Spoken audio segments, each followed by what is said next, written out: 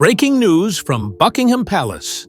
On August 2nd, 2025, the royal family issued a stunning announcement about Queen Camilla's future role. After nearly 20 years of building her public image since marrying Charles in 2005, Camilla will now focus on private philanthropic work.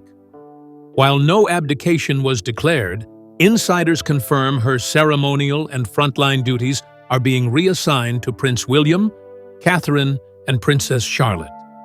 This historic decision signals a massive shift inside the monarchy, quietly moving Camilla into the past, while elevating the Wales family as the crown's undeniable future. William's bold speech changes everything. On the evening of May 12, 2025, crowds gathered unexpectedly outside Kensington Palace. Reporters had been tipped off that Prince William, at 42 years old, was preparing to make an unscheduled statement. At 7 p.m. sharp, the doors opened, and William emerged with Catherine by his side. But all eyes shifted to the small figure standing just behind them. Princess Charlotte, now 10 years old, holding her father's hand with striking confidence. The atmosphere was electric. William began by invoking his grandmother, Queen Elizabeth II, who had passed in September 2022. He said her dream was a monarchy that was both modern and rooted in family strength. Then, in a move no one expected, he announced Charlotte would begin official royal duties immediately, making her the youngest Windsor in modern history to step into service. Gasps rippled through the audience as William's words rang across the courtyard. The future of this family begins today with her. The symbolism was undeniable. William's declaration was not just about Charlotte. It was about shifting power, redefining the monarchy's trajectory, and subtly drawing a line between the future he envisioned and the past still represented by Charles and Camilla. The absence of the king and queen consort was glaring. They had not endorsed the appearance, nor were they present to witness it. Their silence spoke louder than any statement could. For William, the speech was bold but deliberate. He was aligning himself with the public's yearning for renewal, positioning his daughter as the symbol of continuity and youth. For the press, it was a seismic moment. Within 30 minutes, headlines from BBC, Sky, and ITV declared, "Princess Charlotte steps into history."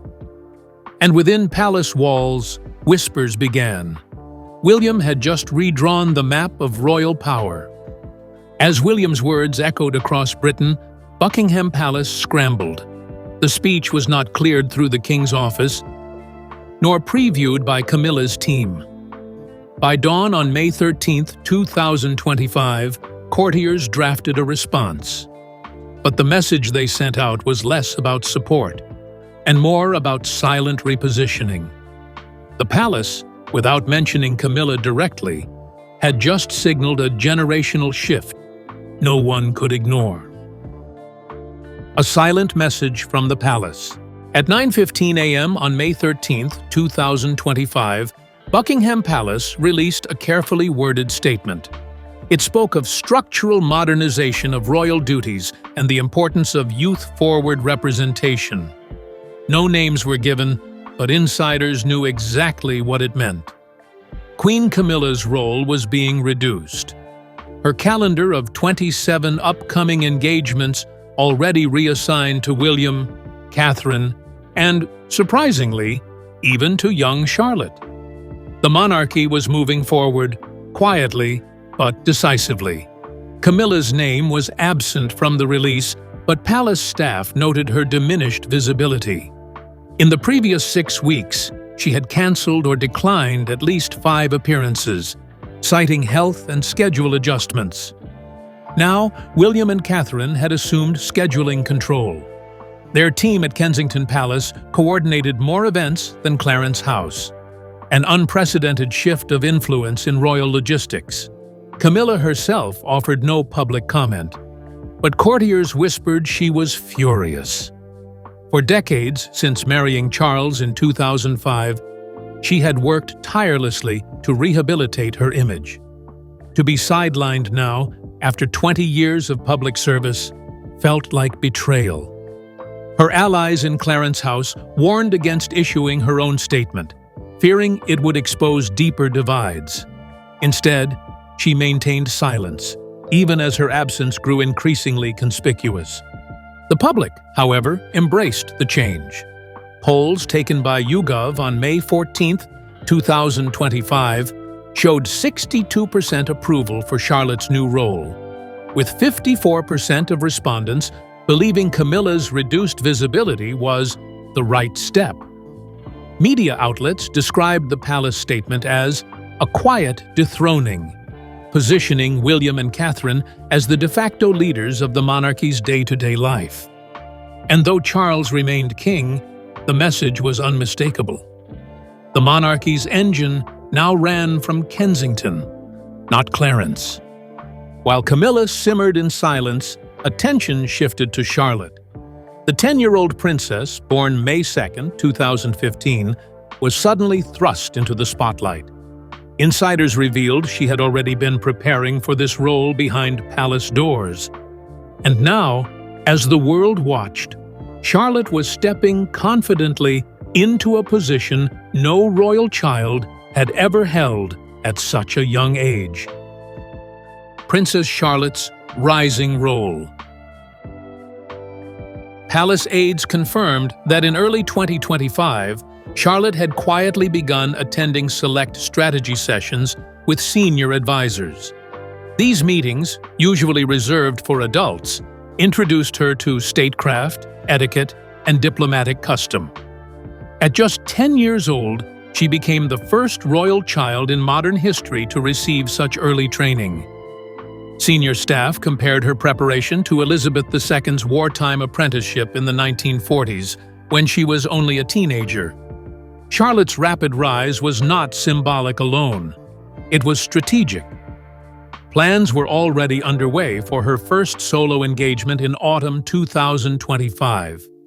Insiders hinted it would involve education or youth charities, aligning with her natural charm and ease in public.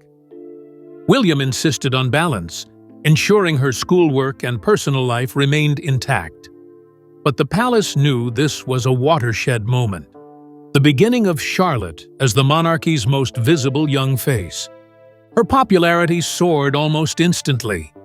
On May 15, 2025, social media analytics revealed Charlotte had surpassed both Camilla and even Prince George in online mentions and engagement. Within 48 hours of William's speech, hashtags like #PrincessCharlotte and #Future of the Crown trended globally. Media outlets crowned her the future face of the monarchy, praising her poise during William's address. For a family often struggling with image, Charlotte was a gift. Charlotte's rise also reflected William and Catherine's careful planning. Unlike George, who bore the full weight of future kingship, Charlotte was free to step forward as a bridge to modern audiences. Catherine ensured her daughter's exposure remained dignified, not overexposed. Each move was deliberate, projecting freshness, stability, and optimism. And with every appearance, Charlotte made clear the monarchy's new era was not distant. It had already begun. Yet behind Charlotte's graceful debut, tensions brewed. Camilla, watching her role diminish, refused to accept silence forever. In private, she pressed Charles for support, questioning William's motives and Catherine's quiet maneuvers. What unfolded next was a battle behind palace walls, one fueled by loyalty, legacy, and the fear of being erased. Camilla's response behind closed doors.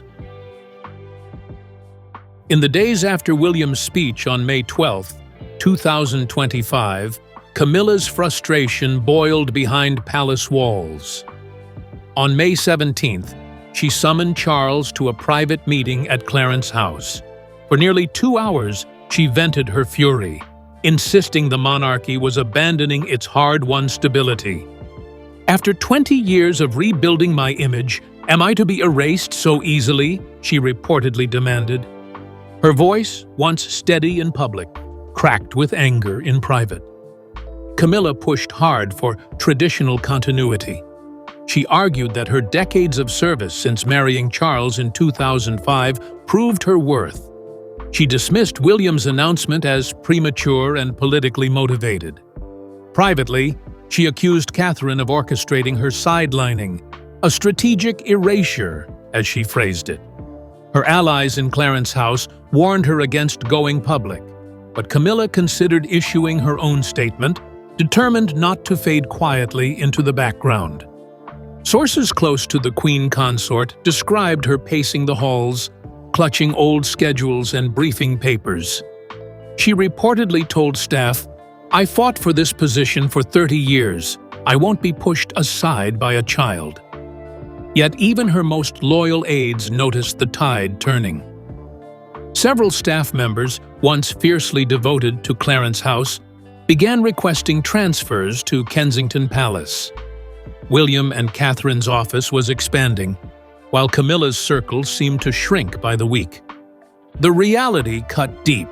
After decades of surviving scandal, from the 1990s tabloid wars to her rehabilitation in the 2000s, Camilla now faced a new challenge: irrelevance. William's decision to elevate Charlotte had shifted public loyalty, and Catherine's silent power was eroding her influence without direct confrontation. For Camilla, the fear was clear. She was not just being sidelined, she was being written out of the future.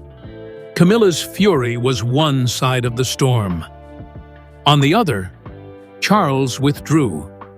The king, now 76 years old, cancelled appearances, citing exhaustion. But insiders whispered the truth. He was frustrated by William's bold moves, conflicted over his wife's protests, and haunted by his mother's long-term vision. His silence, however, spoke volumes, because by refusing to intervene, Charles allowed William's strategy to unfold unchecked. King Charles's quiet withdrawal. On May 20th, 2025, King Charles cancelled a state visit to Scotland, officially citing recovery fatigue. It was the third event he had withdrawn from in just 6 weeks. Courtiers insisted his health was improving, yet insiders saw something different.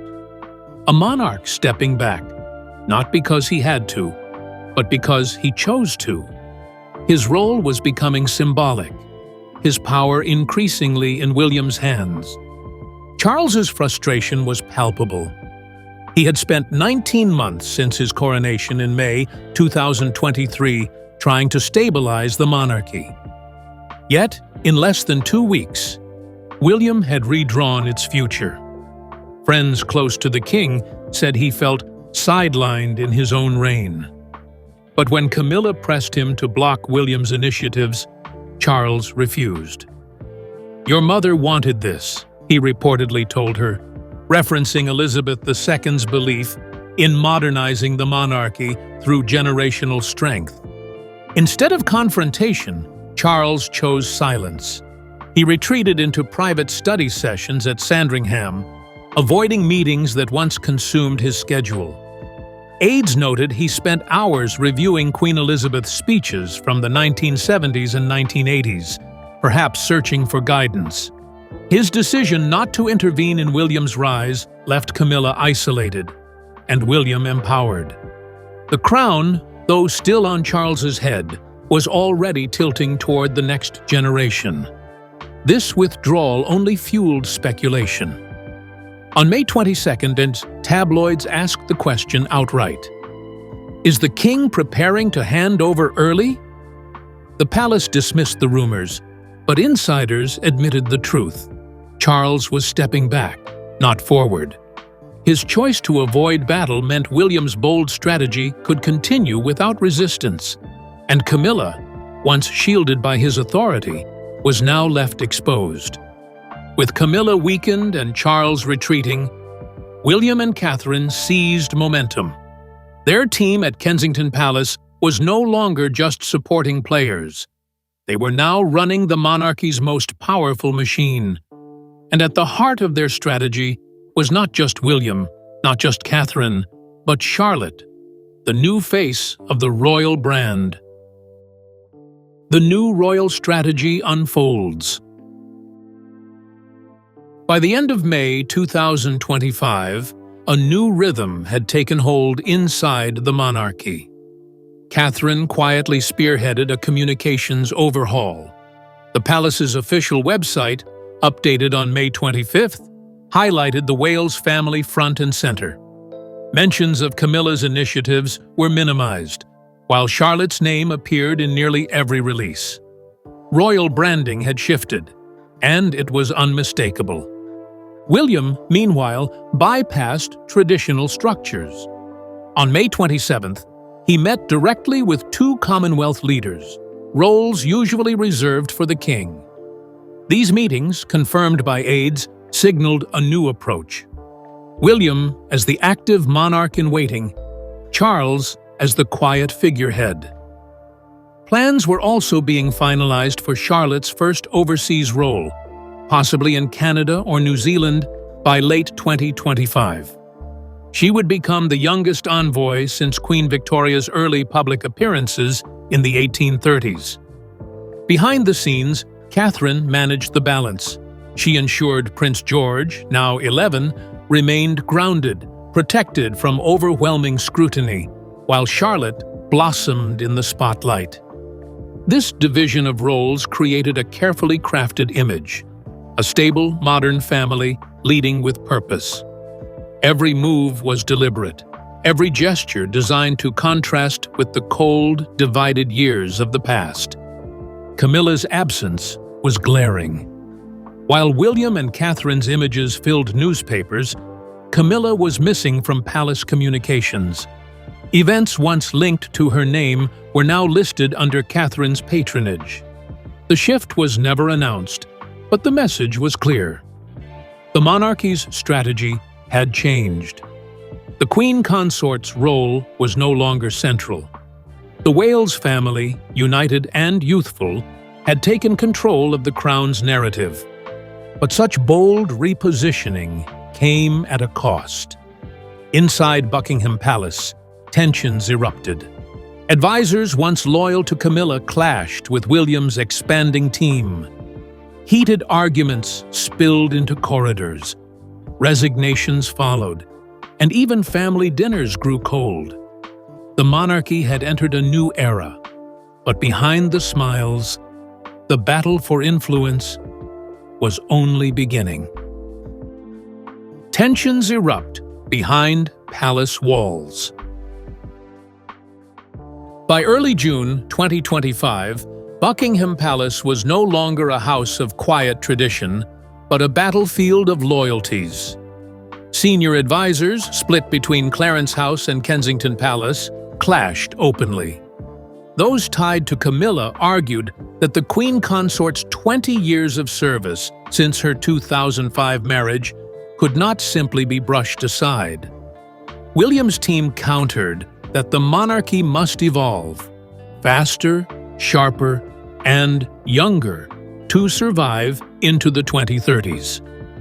Reports of shouting matches leaked. On June 3, 2025, one aide resigned after a heated argument over scheduling for the Commonwealth Day follow-ups. Within 10 days, 3 more defected from Clarence House to join William and Catherine's growing staff. This silent migration signaled where the true center of power was moving. The court was realigning, loyalty shifting toward the Wales family. The strain infected the family itself. At a private Windsor dinner on June 8th, insiders described the atmosphere as icy. Charles sat quietly, eyes downcast, while William and Catherine engaged politely but coldly with Camilla. No photographs were released, a break from tradition. The image of unity had cracked. Even routine family gatherings, once managed with rigid ceremony, were now weighed down by visible division. Royal photographers noticed, too. At events between June 5th and June 12th, William and Catherine were positioned far apart from Charles and Camilla. The deliberate spacing, repeated across multiple engagements, was no accident. It was a visual message. The monarchy was no longer a united front. For the first time since Elizabeth II's death in 2022, the fractures were plain to see. As internal tensions grew, the press pounced. Newspapers that once cautiously supported Camilla turned critical. Analysts drew sharp contrasts between her fading role and Charlotte's rise. And for the first time in decades, Camilla found herself facing the one force she could not outmaneuver: public opinion. Media turns the spotlight on Camilla. By June 15, 2025, every major British outlet was running features on Camilla's dwindling influence. The Daily Telegraph asked bluntly, "Has Camilla already been retired?"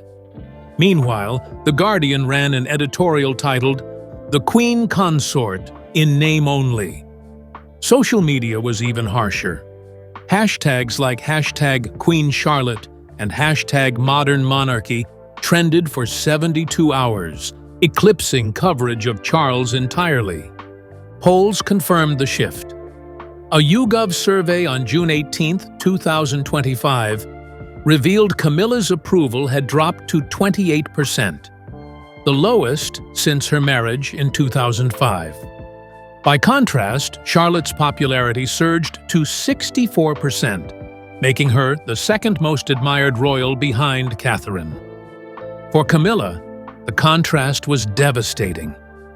2 decades of careful rehabilitation were being undone in mere weeks. The tabloids dug deeper. Old scandals from the 1990s resurfaced. Phone calls, affairs, Diana comparisons. Analysts drew direct lines between Diana's charisma, Catherine's grace, and Charlotte's promise, casting Camilla as the relic of an era closing fast. Every headline reinforced the same story. The monarchy's heart now beat through Kensington, not Clarence House. For William and Catherine, the coverage was both validation and risk. They never publicly criticized Camilla, but their silence allowed the narrative to grow. Insiders noted Catherine's calm response. "We don't need to speak. The people already see." That restraint only widened the gap. As Camilla's image sank, Charlotte's soared. The generational handover was no longer subtle. It was unfolding in real time. But while the press turned Camilla into yesterday's story, Catherine solidified tomorrow's. Her strategy was not loud, not brash. It was quiet, calculated, and unrelenting. With every move, she deepened trust with institutions, expanded her family's influence, and ensured Charlotte's rise would be built on unshakable ground. Catherine's silent power move. Through June and July 2025, Catherine worked quietly behind the scenes. She met with representatives from national charities, reassigning partnerships under her name. Education, health, and child development initiatives once shared with Camilla were consolidated into Catherine's portfolio. By July 10th, she held over 40 active patronages, more than any other royal woman since Elizabeth II in the 1950s. Catherine also promoted Charlotte strategically. At a public event on July 14th, Charlotte appeared beside her mother, greeting school children with ease. The photos went viral within 6 hours, earning more engagement than any of Charles's recent appearances. Meanwhile, George was shielded, kept grounded, his role carefully managed to prevent overwhelming scrutiny. It was a balanced strategy. George as the steady heir, Charlotte as the charismatic envoy. The power shift extended beyond appearances. Catherine reportedly declined multiple interview requests, choosing instead to let Charlotte's actions speak. This subtle refusal contrasted with Camilla's historical reliance on media rehabilitation. Catherine's silence projected strength, while her daughter's presence radiated freshness. Together, they embodied stability and modernity, qualities the monarchy desperately needed. By late July, institutions were aligning with the new center of power. Universities, charities, and even Commonwealth leaders sought meetings with William and Catherine first, bypassing Charles and Camilla. The Wales family's influence was no longer confined to optics, it was structural. For Catherine, the goal was clear: a monarchy built not on personalities, but on trust and continuity. With Camilla weakened, Charles withdrawn, and Catherine in control, the question became unavoidable. What would the monarchy look like tomorrow? The answer arrived with an announcement that shocked no one inside the palace, but shook the public across Britain and beyond. A royal future rewritten. On August 2nd, 2025, Buckingham Palace released a carefully worded statement. Her Majesty, the Queen Consort, will focus on private philanthropic work. Moving forward, it read. Camilla's ceremonial role would continue, but her public presence would be reduced to heritage and cultural engagements only. The decision was framed as voluntary, but insiders knew it was William and Catherine's new order formalized. No abdication was declared, but the symbolism was powerful. From this moment, William and Catherine would represent the crown at international functions. At 43 years old, William was effectively the monarchy's global voice. Catherine, at also 43, was positioned as the monarchy's anchor of stability. And Charlotte, just 10 years old, was announced as the youngest official envoy since Queen Victoria in the 1830s. The shift was breathtaking. Within 3 months of William's speech at Kensington Palace, the monarchy had been reshaped. The Queen Consort, once central, had been quietly moved into the past. The king, still sovereign, had retreated to a largely symbolic role. And the future, the public face of renewal, now belonged to the Wales family, united, modern, and unshakably visible. For Britain, it marked the dawn of a new era. Camilla was not dethroned, but she was diminished. Charles remained king, but he was sidelined. And Charlotte, hand in hand with William and Catherine, became the unexpected symbol of continuity. The monarchy had rewritten its future in silence, with power shifting not by proclamation, but by presence. The past was Camilla's.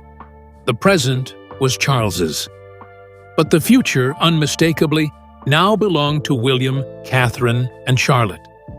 The announcement may have been phrased as voluntary, but palace insiders tell a different story. For months, Camilla had battled frustration behind closed doors. She feared being erased after dedicating decades to public rehabilitation following the 1990s scandals. Yet William's bold speech on May 12, 2025, placing Charlotte on the royal stage, changed everything. Public opinion swung overnight.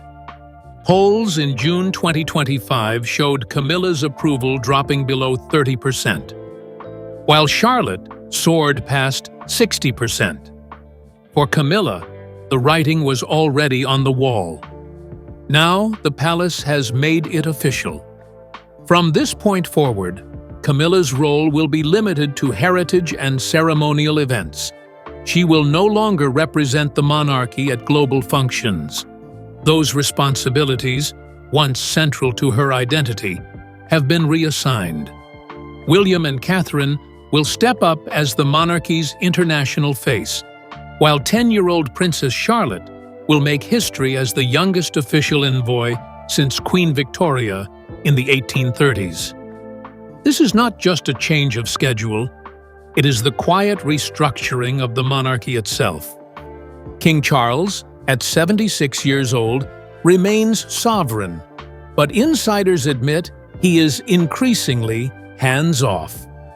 His refusal to intervene in William's initiatives reflects both exhaustion and deference to his mother's vision of modernization. By staying silent, Charles has allowed William and Catherine to reshape the monarchy's image in real time. The crown may still sit on Charles's head, but its public strength now rests with the Wales family. For Camilla, this is a painful retreat. After decades of surviving tabloid storms, public criticism, and relentless comparison to Diana, she now faces a quieter role, one that underscores her fading influence. The palace's carefully crafted words could not hide the truth. Camilla has been moved aside. For the public, the message is clear. The monarchy is no longer built around Charles and Camilla. It is built around William, Catherine, and Charlotte. The future has arrived sooner than anyone expected, and the Queen Consort has been quietly written into history.